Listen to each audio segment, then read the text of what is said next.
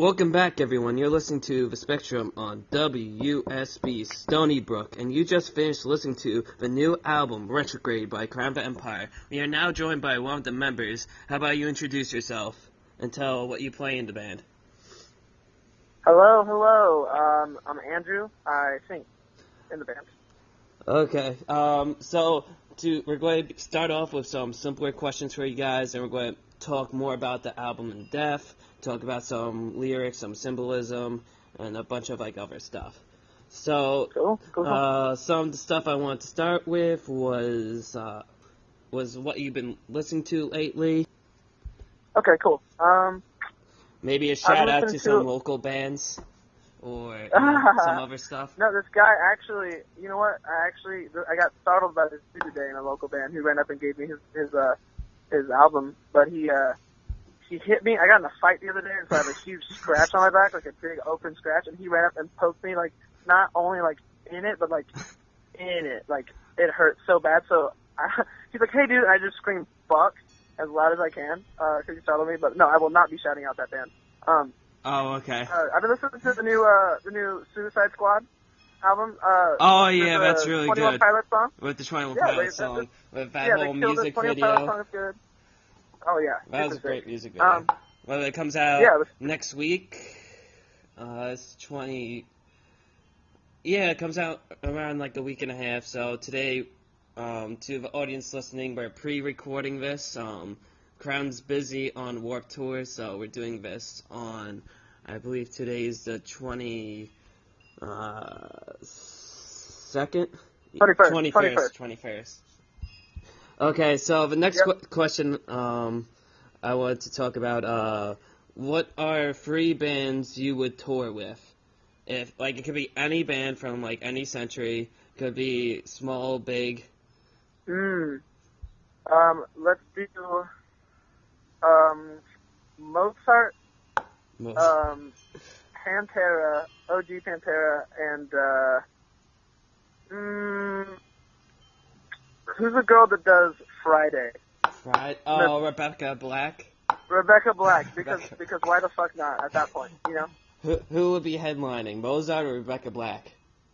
Obviously, Rebecca Black has way more YouTube followers than Mozart, so her. Okay. So I want to ask you, how is Warped Tour going, and what is it like to play the new music in front of your fans? Warped Tour is pretty tight so far. I think we're a little bit over halfway through. It's probably been like one of the best summers I've ever had in my life. I didn't really do a lot of cool stuff, like a lot of summer camps or anything. I did a lot of church stuff, but that wasn't really like fun. But Warped is like probably this summer is probably one of the best summers I've ever had in my life. A lot of a lot of cool people I'm on tour with, a lot of like crazy experiences that I probably can't talk about. But I see that you guys are definitely more out there, because, like, when I walked in, I went to the New York show, and I just see you guys, like, right away, just interacting with fans. Say, here, buy our pre-order for our new album, and blah, blah, blah. Oh, yeah, we were hustling. Oh, yeah, I had the megaphone, and I just said a bunch of crazy. I was just trying to get everybody's attention as much as I could. I was like, give Fire County Empire's new album, and we'll fucking fight your dad.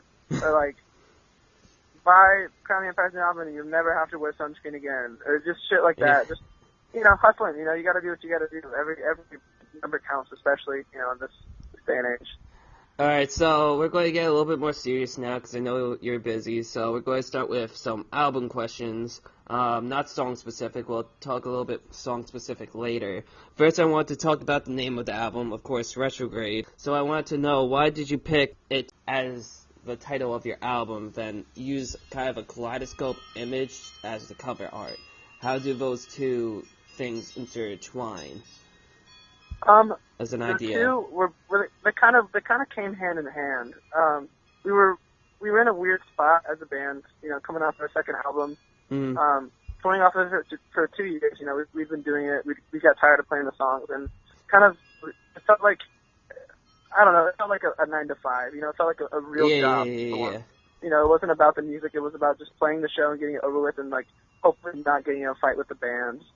Everybody, kind of forgot why we were doing it. Our guitar player quit as well during the same time, so it definitely fucked with the morale of the band and, like, everybody's headspace, and, you know, it kind of made us reevaluate the point of why we were even doing this, you know? We weren't working harder for our band to progress ourselves, and we weren't focusing on the music. It was just a lifestyle, you know? It was just drinking and, like, fucking chicks and stuff. But so it was kind of a bitter type sweet thing. Where... It definitely shouldn't have been the priority of our life, you know, especially when our band wasn't even, you can't be a rock star, you can't, you know, indulge in a crazy lifestyle without making it, you know, without having something, you know. There's nothing cool about going out and fucking chicks and being rock and roll and then going home and, you know, sleeping at your mom's house afterward, you know? And so, you know, we kind of changed our perspective and, you know, realized what was important and started focusing on the music again when it came into this new record. So the Kaleidoscope thing, you know, it was a song and the you know, the last track of the album. A parallel with you know, life is what you make it. And if we wanted to be miserable and wanted to hate everything, you know, we had to appreciate what we were doing and the opportunity that we had before us, and, you know, not squander it, I guess. Okay. So the next question is, with the new album, you stepped away from the conceptual story from your earlier releases. Because of this factor, was writing more difficult or even easier than before? It was a little bit of both. I mean, I know that, like, doesn't answer the question at all. Yeah. But in different ways. The fact that we didn't have to create a world, you know, like write a story about it. You know, there was no narrative. It was just, no nerd. You know, it was about how we saw the world and what we had to say as a band. You know, yeah. You know, we finally had experiences and had real shit to talk about. We didn't have to write stories because we'd actually grown up a little bit. So there was that, and there was the sense of, holy shit, we've never really been 100% vulnerable with not only with each other, but with the music. You know, we had a couple songs here and there. We had, you know, songs like Bloodline on the last album that was like the heaviest shit ever. And then we would have Millennia, which is just like, hey, by the way, I'm really fucking sad. And it didn't really make sense, both of them being on the same record, you know? So, you know, you tried to mix a little bit of both. When the writing came, you had to, Oh, I mean, okay. but there was an identity to us, which is the thing. We just kind of had both opposing spectrums on the same album without there even being like a sonic, it didn't even sound like the same band.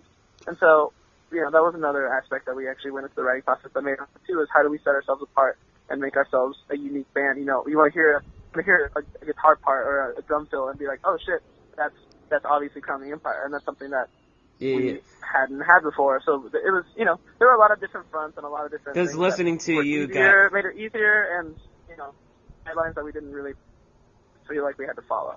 Yeah, because listening to you guys, what always stands out for me is that theatrical element to your music that other bands, I guess, lack, especially with, like, transitions. It was a little different on Retrograde, but you still felt that Crown of the Empire feel. Yeah. I guess you would say. Yeah, you know, we the easiest way for us, I think the right word now to describe us would be cinematic. It's just, it was the same sort of element. We were just taking from, like, you know, The Dark Knight. We were taking from these darker, like, these theatrical things, but it definitely kind of pigeonholed it. Like, it wasn't it got across the vibe, but it was the easiest way to do it, you know, being like spooky, and that wasn't really the thing we were trying to do. So with this album, you know, there's definitely an encompassing feel throughout the songs. You know, instead of having one or two, you know, a song like Johnny Ringo where it's just like a spooky, like creepy, you know, like you said, and it completely stands out like a sore thumb from the rest of the album. You know. Yeah, like you said, so like a nightmare. We definitely nightmare. try to do the same thing. A Nightmare Before Christmas type vibe. I saw on your latest interview of Nick Major. I listened to that earlier today. Yeah. We talked about the same thing, for sure. Now we're talking about the writing of the record. Compared to your other records, this is probably the longest you guys spent writing songs. So, did the process change in writing the music? Yeah, absolutely. Like I said, the whole vibe we were going for was completely different than anything we'd done before. You know, being vulnerable, like I said, and, you know, making music that was, you know, wasn't following like the what everybody else was doing, just doing something that we That's were you. actually proud of and we could stand behind. So what inspired you to, like I said, you threw away that conceptual idea, then you kind of moved on with the theme of space to go throughout the album. What made you choose space and kind of that like 1960s vibe? There were two separate influences for those things. The space thing we used as kind of not a metaphor, but it definitely has a parallel to our lives. Just space as a meaning, space between our relationships with our loved ones, space between one another when we weren't getting along, or there were moments. It's hard to live with people all the time. So space was just, I don't know, something we could use. But it's not like we said, we strayed away from the conceptual. Like, it's not about, like, I'm floating through space. It's nothing like it. There's no narrative or anything behind it, but it was definitely a cool idea to kind of experience, along with the introspective stuff that we'd all been doing, trying to figure out who we are as people, just as much as we were trying to figure out, what kind of music we wanted to make going forward. And as far as the 1960s thing goes, we were just comparing it to, culture right now, and how it parallels to the 60s. So I got two more questions, then we'll get more song specific. First, which song off the album was your favorite?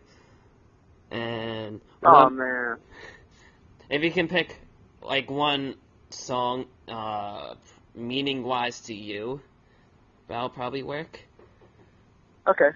Okay. Lyrically, instrumentally. One, Hologram was one that was pretty good for us. It was definitely one of the more vulnerable things of, Yeah. Yeah. And the last question was, what message do you want people to take after listening to the full album? Just, I don't know, think more. Just listen to the album, question everything, talk to people, I don't know. There are a lot of ideas, but we're not trying to preach anything in specific. Oh, okay. Just, I don't know, if you enjoy the music, but there's no, like, big be message. yourself, or, like, something. Okay. Yeah, it's just, each song. it's just kind of, you'll get what we're talking about. Yeah. Oh, okay. So we'll get more songs specific now. We're going to start with SK68. Like usually, you guys put a transition as the first track of the album. Is there any significance behind this title? Is it just the 60s? Because I looked up SK68 and I just found a flashlight. I was like, yeah, they wrote a transition about a flashlight. No. SK68. Stanley Kubrick put out 2001: A Space Odyssey. In 1968. Oh, okay. And there's a lot of parallels between, what he was seeing in that movie, and using the same medium, space, as you kind of made that floaty feeling throughout that track. Right. And so this was definitely to set the mood. We've done it with every album, but this is one that definitely we wanted to kind of take you into, let you know where you're about to head.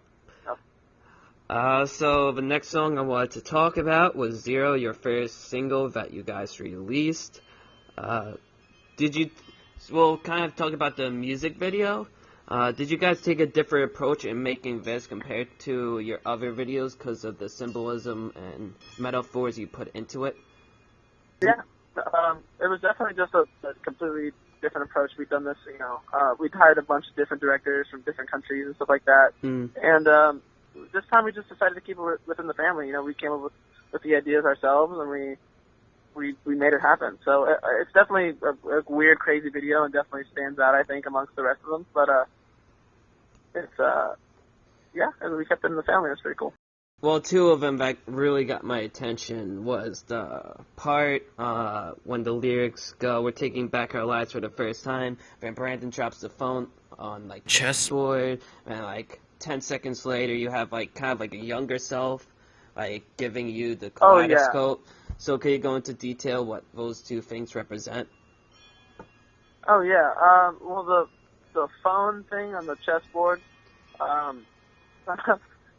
honestly, we went into it with just like, this is supposed to be like a psychedelic, Yeah. fucked up thing. And I don't know, I'm not saying like, hey, we're pro acid or anything. Not saying we're not against acid, but we definitely we followed along this psychedelic vibe of just like random things that are happening, and you can interpret them however you want. Oh, okay. But it's definitely towards an introspective kind of in our head sort of world. Alright. So the next song, third single, Hologram. Can you go into detail with the lyrics? Now I think I'm worried that I'm in too deep, like a phantom that you'll never see. So I just want to know, am I part of a hologram? Yeah. You know, being on tour and having separate relationships with people at home. You know, we I don't know how familiar you are with us, but we tour for like 8 months out of the year. Yeah. And you guys toured like crazy like 2 years ago. No, it's literally my life. I tour more than I sleep in a real bed. So at this point, it's just like who I am. You know, I never had a real job before. I didn't work at like a McDonald's or anything. So growing up in this kind of world, all of my relationships are completely different than other people's relationships, if that makes sense. Yeah, You know, we'd all tried to have girlfriends and stuff like that. And it's kind of hard when you're traveling almost 24/7. Yeah, talking to a cell phone and like trying to, you know, you become someone different when you're around. You know, I was 17 when I started touring, so think about how much you change within 17 to 22. It's just like a lot of personality things that develop, and I didn't know, you know, who am I, who's real, you know, because I'm so different from different people. I have different friends in different cities that do different things. I had a girlfriend who, you know, saw one side of me, but saw me, you know, once every 6 months, once every 4 months, once every 3 months. So that was kind of what you're implementing with that girl agent throughout the video. We're putting out whatever we want, and that's all they see. And that's the thing is that really who we are, you know, when 99% of the time we are on tour being completely different people. So, yeah, that's pretty much the whole premise from that. So we use, you know, the space thing as a kind of medium in the music video, and the hologram just kind of seemed like a cool kind of sci-fi vibe. That kind of it kind of reminded me of Inception. I don't know if you saw that movie. You know what I'm talking about? Yeah. Like right away, I was like, "Oh, this is Inception." Interstellar? Oh, not Inception. Oh my God, Interstellar. What am I talking about? Jeez. Yeah. I got you. No worries. Yeah, like even like I showed totally my friend, and he's like, 100%. it's like, you know what this reminded me? I'm like, what? And he goes, Interstellar. I'm like, yeah, me too. Totally. So before I move on, one thing I wanted to check on was you had a quote in the middle of the song, so I was curious, where did you take that kind of radio speech from?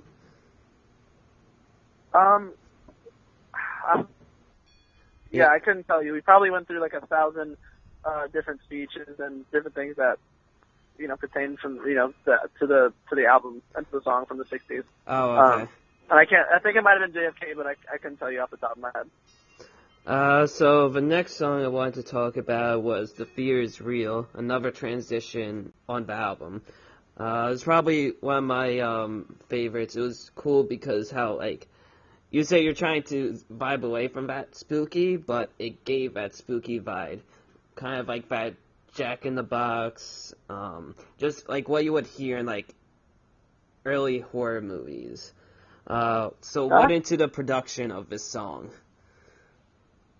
That song is about drugs. It is a transition song. The fear is actually kind of a term we coined within our little cliques of band guys and people we hang out with, where it's the point where you get so high that you get like the inner fog where you're like borderline uncomfortable, and you start trying to have to like convince yourself everything's fine, like your heart's not gonna stop or anything. You're just really, really fucking stoned. Yeah. And so the song kind of starts out as like this trippy, like, okay, things are happening. This is weird, and then things kind of start going south, and things start getting really weird. And so we were actually at that point when we were making the song. Oh, okay. So that's a fun fact for you. Yeah, don't do drugs. Don't do drugs. So after that, we got the heaviest song on the album, Lucky Us. And one of the lyrics that caught my attention was actually one of the last verses, and it goes, "Torture, but no one leads the way, force-fed like rats inside a maze." I thought that was probably the most, like, symbolic lyrics in the album for me. Because there could be so many different interpretations. So what went into writing those lyrics and the backstory of it? That one I'll let, I don't really want to talk about. That one is, you can figure that one out. Oh, okay. Yeah, that one, basically the gist of the entire song is fuck you. But yeah, you'll figure it out. Oh, okay. So that's about it with the song type questions. So what are some future plans for the band? I know you're going to do the Japan and the European tour. Yep. That's pretty much the rest of the year. I think we have a headliner in the works, but Okay. I have no time frame or anything for that yet. But I think it'll be in the U.S. And then Europe and everything else. Okay, Japan, Hawaii, it's gonna be wild. Everywhere. I'm gone all year. Yep, I'm gone just like we talked about. I'm fucking gone. So, do you feel like the future of your music is going to pertain to Retrograde, like with the same sound, or are you going to keep experimenting with yourselves? You know what? I think we're always gonna be changing. I don't think we're ever gonna be a band that's gonna be able to put out the same records over and over again and be safe. But there's definitely sounds, like the guitar tones and the way we go about doing things that I think we're gonna keep. The cinematic vibes and everything will always be a part of the band. But yeah, no, we'll always keep changing. So before we end, where can people find you on social media? Literally everything. Look up Crown the Empire on Instagram, Twitter, Facebook, Snapchat, Periscope. Look at literally everything. Tumblr even. I'm pretty sure we have a Tumblr. I'm not entirely sure, but you guys need to get more active on Snapchat, man. Oh, I know. I mainly use it for nudes, so I don't really. But I'll work on it. Work on it. Again, I just want to say thanks for joining us, talking about the album, and I wish you luck for the future with the next upcoming tours, and hope to probably, if you're ever in New York, would love if you want to come in, do like an acoustic set or something, if you're playing, because you guys always play at Gramercy Theater or Webster Hall, so. Yeah, dude, for sure. Yeah, let's see. Let's make it happen. All right. Bye, Andy. All right, bud. Thank you so much.